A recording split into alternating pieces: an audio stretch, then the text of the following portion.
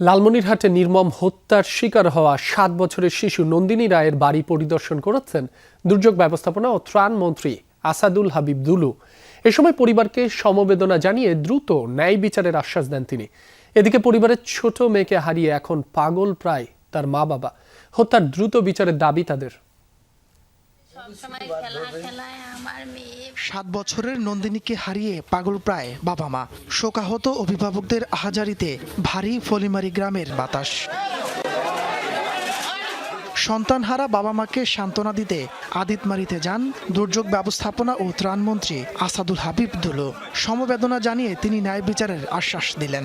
যারা মব সৃষ্টি করে প্রশাসনের গাড়ি ভাঙচুর করেছে তাদেরকেও আইনের আওতায় আনা হবে বলে জানান তিনি।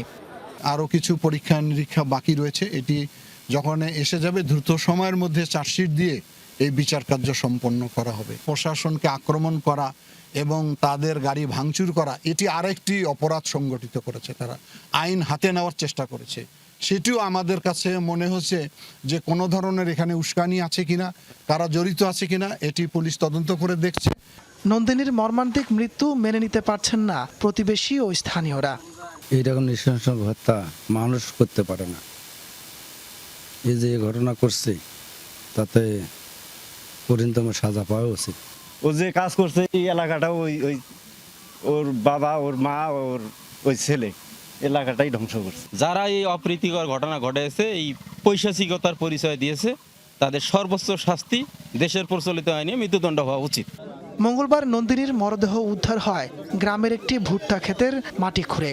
এই ঘটনায় প্রতিবেশী বিধান, তার বাবা ও তার মাকে আসামি করে মামলা হয়েছে। পুলিশ বলছে তদন্ত শেষে দেয়া হবে চার্জশিট।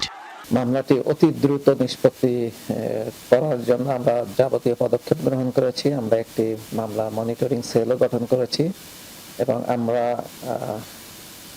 চেষ্টা করব 7 কার্যদিবসের ভিতরে আমরা এই মামলার নিষ্পত্তি করার। আসামি বিধান চন্দ্র রায় এরই মধ্যে হত্যার দায় স্বীকার করে আদালতে জবানবন্দি দিয়েছে।